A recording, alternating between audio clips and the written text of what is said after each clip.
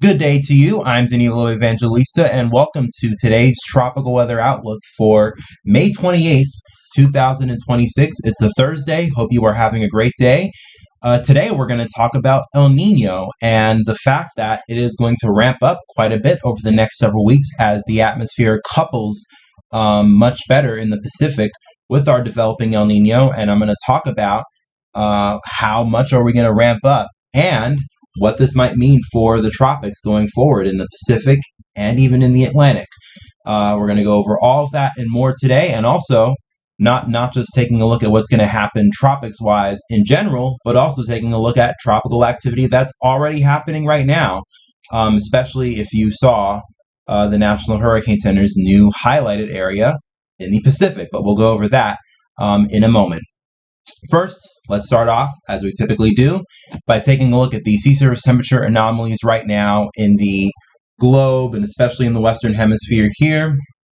And you can see in the Pacific, very, very warm sea surface temperature anomalies continue to build, especially along the equatorial Pacific. And you're already starting to see a lot of these very strong shadings here along the equatorial Pacific of anomalies as much as 2 degrees Celsius or higher, especially here along the coast of South America. You could already see we have anomalies reaching the high end of the scale as much as 3 to even 4 degrees Celsius above normal. And of course, in general, the entire Eastern Pacific is above normal right now, with especially anomalies here near the coast of Mexico, very, very warm. And specifically taking a look at the Nino 3.4 region, which is where we monitor ENSO conditions. That's the area of the Pacific which is roughly in between the Eastern and Central Pacific. So in terms of a rough estimate of where the Nino 3.4 region is, it's roughly this area right here. And again, this area is the area that we typically look at when it comes to how strong is our ENSO event. And right now, according to the latest weekly averages from the Climate Prediction Center, the Nino 3.4 is at 0.5 degrees Celsius above normal, and 0.5 degrees Celsius is El Nino threshold. So we are already seeing warming of the tropical Pacific, enough so that we are basically approaching El Nino status oceanically, we pretty much are already there, and atmospherically as well. And another way we could look at it, especially atmospherically, let's take a look at the SOI here. The latest SOI, the 30-day average today is at negative 11 points, almost negative 12. And a negative SOI is very, very important because if you've been following me for a long time, and especially through the many years we had La Nina, I would always say that positive 7 of an SOI of positive 7 is what we need in order to see conditions favorable towards La Nina, the atmosphere responding like a La Nina. And that's what the SOI generally measures. It's a measure of the pressure patterns in the Pacific between Tahiti and Darwin. And that generally helps us generally gives us an idea, I should say, in terms of how the atmosphere is actually behaving, rather than just taking a look at what the sea surface temperature anomalies are here on this map. And the fact that we have a very negative SOI, and the threshold for El Nino, on the other hand, I say the threshold for La Nina in the SOI is positive 7. For El Nino, it is negative 7. And right now, the 30-day average is at negative 11. And the daily contribution is at negative 23. So definitely in recent days, we've been seeing a very strong atmospheric response that has been El Nino-like. And especially if we take a look at the daily contribution values of the last several days. In fact, let me actually check this box here, because this gives us a chart of all of the daily SOI values, pretty much going all the way back till last month.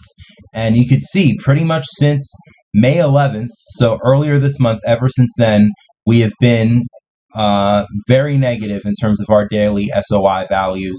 Some days, like especially just a few days ago here, May 24th, we had a daily value of negative 31. So the atmosphere is definitely beginning to respond very much like an El Nino. And how does this look like in terms of things going forward? Well, first of all, in the Pacific, we have a lot of rising motion, and we have an MJO that is moving through the Pacific. And this is important because MJO, once again, means rising motion. That means where the atmosphere is favorable for thunderstorms and moisture. And a characteristic of El Nino is that we have a lot of rising motion centered in the Pacific. We have a Pacific standing wave in terms of the MJO. And here's the week 1 forecast from the CFS. And you can see very clearly, once again, just to give you an idea of how to read this map, green represents rising motion and favorable atmospheric conditions for thunderstorms and especially tropical development. We often look at this map, especially when it comes to looking at what areas will be favorable for tropical development in the world.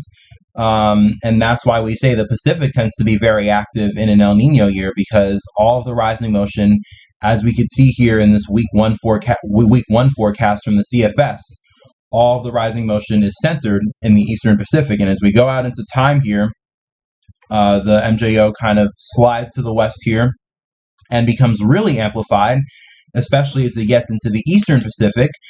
And this happens week 2. So this happens in the first full week of June, and then it lasts here week 3, and then week 4 it kind of moves back into the Central Pacific here, and then all the way out to the end of the forecast period. You see that the MJO in the Pacific kind of stalls out, and at times amplifies even further. So this is one major indicator, especially as we head into the next several weeks, that the atmosphere is and will continue to adjust to and couple with El Nino. When you see rising motion centered like this, like we see on the CFS here in the Pacific. And obviously this will have a huge implication on tropical cyclone activity in the Pacific Basin, both Pacific Basins, in the West Pac and the East Pac.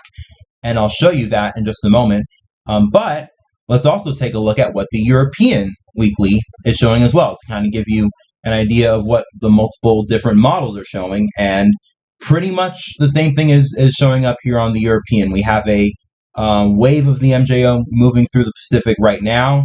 It is obviously crossing into the Eastern Pacific, and that's obviously helping in terms of triggering activity in the Eastern Pacific, and that's going to happen in the short term within the next week or so, and I'll talk about that more again in just a little bit. But then it kind of traverses here into the Atlantic, and that's also what's helping with our Central American gyre pattern setup.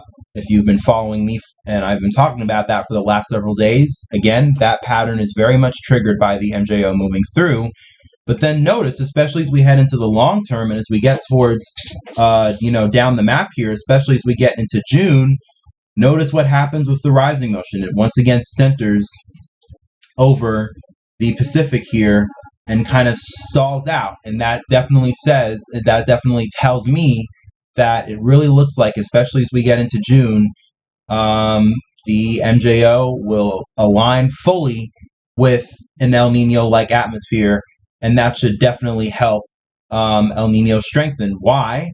Because if we look at the zonal wind anomalies, something that is very much affected by the MJO, notice here, especially in the tropical Pacific over the next coming weeks, and how do I know that I'm looking at the tropical Pacific here? Well, on the bottom end of the scale here, you have a longitude graph, and 180 degrees, that is the date line. That's kind of the central longitude of the Earth, also besides 0 degrees. But we have the international date line here at 180 degrees, and that's pretty much right smack dab in the middle of the Pacific.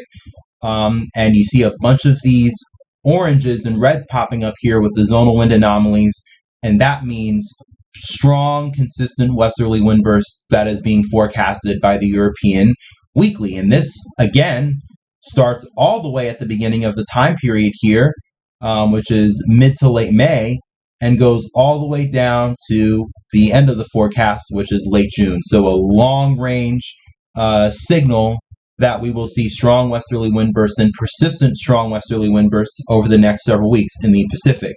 And let's take a look at that as well on the CFS here, the zonal wind anomalies for the 850 millibars, and you could see right throughout the Pacific here, very, very strong westerly winds showing up. Gets even stronger, probably especially as the MJO really amplifies in the Eastern Pacific. Week 2, week 3, it persists as well.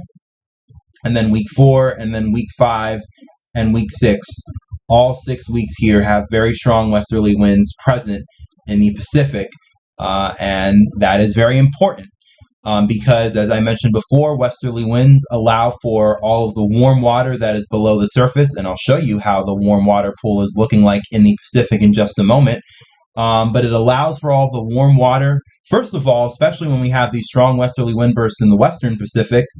It helps transport all of the warm water from the Western Pacific in a conveyor belt eastward. It eventually surfaces in the Eastern Pacific, and the more we get these strong westerly wind bursts, the more the warm water below the surface in the equatorial Pacific is able to surface, and from there the waters just keep warming, and of course that is how we get an El Nino, and especially in the case of this year, more than likely a very strong El Nino. And Andy Hazelton is also pointing that out. So if you don't believe me that the atmosphere is really looking like it's going to couple over the next several weeks with this El Nino, and you don't believe the models that I'm showing you, I have Andy Hazelton here, and he's a very well-respected guy. He is a scientist at the University of Miami, and he is very well-respected on Twitter, and then sometimes I like to show tweets from people like him, especially people who know more than me. I'm going to be straight up honest. Andy probably knows way more than me. And he says it. This seems to be a classic coupled high-end El Nino event developing with a classic atmospheric response. It's not a Madoki, and there's some talk online about what kind of El Nino this is going to be. And he says, most importantly, it's behaving exactly like strong El Ninos do. And why does he say that? Well, from the maps that I showed you before, consistently strong westerly wind bursts here in the Pacific, with a very, very strong signal for a standing wave of rising motion in the Eastern Pacific. And especially on the westerly wind front, again, what this helps is it helps with the warm pool here that you could see in the Pacific, subsurface. And you can see, especially over the last several weeks, as we've gotten a bunch of these very strong westerly wind bursts, as I described to you before, we have warm water that kind of starts out here in the Western Pacific. And then as we get more of these strong westerly wind bursts to persist, eventually it pushes all of this warm water in a conveyor belt eastward into the Eastern Pacific. And then eventually, as the atmosphere kind of responds to the fact that the ocean is warming, we see more westerly wind bursts in a response, and that allows for all of the warm water here that is beneath the surface. And there is a lot, and I'll show you another, and I'll kind of take it into a little bit of detail in just a moment. It allows for all of these warm waters to surface, and you could already see that is what is exactly beginning to happen. Classic strong El Nino look to the subsurface here. And just to show you how strong some of these anomalies are, this is a kind of more detailed graph. It has the indications of the different shadings here, and we have a warm pool here, widespread anomalies, 4, 5, even 6 degrees Celsius in terms of water below the surface that is above normal, and we even have a few shades here of 7 degrees Celsius above normal in terms of sea surface temperatures below the surface in the Pacific. So we have a lot of warm water to work with, and that's also reflected as well, especially as things have been coupling more over the last several weeks. Here's a look at the upper ocean heat content anomalies in the Pacific in the subsurface, and you can see, especially all the way going back to last year, this graph even goes back to last year. Notice over time we had a building of the very, very warm water in the Western Pacific, and then as we started to get those strong westerly wind bursts over the last several months, we've seen that warm water begin to transport into the Eastern Pacific, and now all of the warm water, especially all of the very, very warm upper ocean heat content anomalies here, they are building and getting even stronger in the Eastern Pacific. And you bet that as we get these very, very strong westerly wind anomalies here over the next several weeks, which will allow for all of these very, very warm waters here, especially, that are still below the surface, to surface and show themselves on this graph here, you bet that El Nino is going to ramp up quite significantly over the next several weeks, and kind of taking it, showing it on a full picture here over the next several months. We're probably going to continue to see a very rapid strengthening of this El Nino, and because of that, because of the atmospheric response we're going to see here, and again, all of the very warm sea surface temperature anomalies we have to work with, all of the models are very, very aggressive, and I'm pretty sure you are well aware of this. All of the models here are very aggressive on potentially a very strong El Nino this year. And as you can see, this is the latest CFS forecast for the Nino 3.4 region. Again, the region that we look at for ENSO intensity.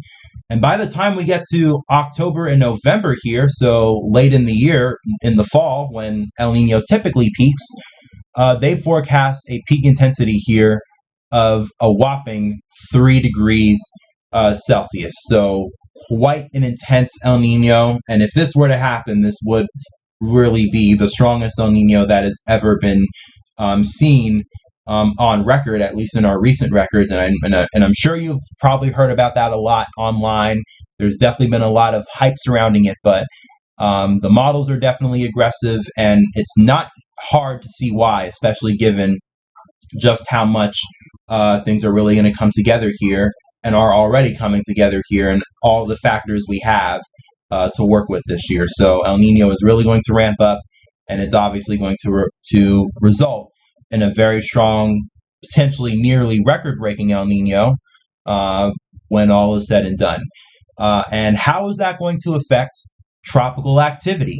As I mentioned before, westerly winds are very favorable for El Nino development, but westerly winds as well also really help for tropical cyclone development. And, that's also one of the biggest indicators that we look at atmospherically in terms of seeing whether or not in a certain area the atmosphere will be favorable for tropical development. And especially looking back at the CFS here, within the next 1 to 2 weeks, you can see we have very, very strong westerly wind bursts in the western Pacific especially, and then it especially spreads really into the eastern Pacific as we get into week 2. Well, those westerly wind bursts are already resulting in activity in the western Pacific right now. Currently, we have tropical storm Jiang Mai. I think that's how you say it, Jiang Mi. And this storm here might actually become a pretty intense storm as it moves northward and maybe gets close to Japan. And there's also something else as well showing up in a signal-wise in the South China Sea. And as I'll show you in a little bit, there's also things beginning to pop up in the Eastern Pacific as well. And it makes sense, given that the Pacific is really going to become much more favorable here over the next several weeks. So you're already starting to see the fruits of the favorability in the atmosphere here with something in the Western Pacific. Here's a satellite shot of tropical storm Jiang Mai. And you can see it's kind of a broad system right now, although it definitely looks like a tropical system. And the broadness, while it's probably going to result in a very strong storm, might kind of, temper and lower the ceiling a little bit in terms of how strong it will be able to get, because it's going to consolidate. It's going to take a little bit of time to consolidate, which might take away from time it may have to intensify. But either way, taking a look at the model guidance here for Jiang Mai, it's going to move northward over time, move over the very warm waters of the Western Pacific, and then eventually, in about 5 days or so, get very close to, if not potentially clip, portions of the Japanese coastline. And then taking a look at the intensity forecast here, it's again expected to become a pretty intense storm. The Joint Typhoon Warning Center forecast expects this to get as high as 95 knots, and 95 knots, if you're not familiar with the knots to miles per hour conversion system, 95 knots is roughly 110 miles per hour, so that is high-end Cat 2 approaching Category 3 hurricane equivalent status here. So pretty intense typhoon that is brewing up here in the Pacific, or in the Western Pacific, and of course, that is a result of all these westerly wind bursts that are happening right now in the Pacific as the atmosphere continues to shift more towards an El Nino-like environment. And on the other hand, as the Western Pacific is clearly becoming more favorable, so is the Eastern Pacific, because now we officially have our first area of interest here for the Pacific hurricane season. A 20% chance right now in the Eastern Pacific, kind of closer to the Central Pacific here. And the models have actually picked up on the potential for something to develop here, probably a short-lived storm in the Eastern Pacific. And it's not going to really amount to much. It's going to stay far away from the Mexican coastline, so there's that. But something already popping up here in the Eastern Pacific. And just to really quickly show you the ensembles, first off with the Google AI ensembles, you could see, especially within the next week or so here, something really begins to pop up here in the Eastern Pacific. Some of the ensembles showing maybe a decently strong storm. Most of the ensembles show this being a weak storm, though. I think the stronger storm, and the storm that will more than likely have more potential to actually be something formidable and we'll need to watch here in the Eastern Pacific, and this is closer towards the end of the time frame, is whatever that tries to get going here closer to the Mexican coastline. If we take a look at the European ensembles as well, they also show quite a bit associated with the area of interest here that the National Hurricane Center has highlighted, and as well quite a few ensembles here in the Eastern Pacific closer to the Mexican coastline. So maybe within the next 2 weeks, we might have to start watching out for our friends here in Mexico. And again, this is all a product of things becoming more favorable as we have these very strong westerly wind bursts as a result of El Nino beginning to couple with the atmosphere, and that being a result of the MJO really beginning to amplify here over the next several weeks in the Pacific. And obviously, all of these things are going to kind of contribute to each other. More activity in the Pacific and the tropics beginning to wake up, and El Nino getting stronger. And taking a look at the GFS as well to kind of see how things play out here on the operational model. And you can see something here getting going in the Central Pacific, or closer to the Central Pacific. I mean, this is still the Eastern Pacific, but you could see something getting going right around the area where, our AOI is here, according to the National Hurricane Center. It's a very small system, and more than likely, once again, probably not going to become very strong, although it does last for a little bit.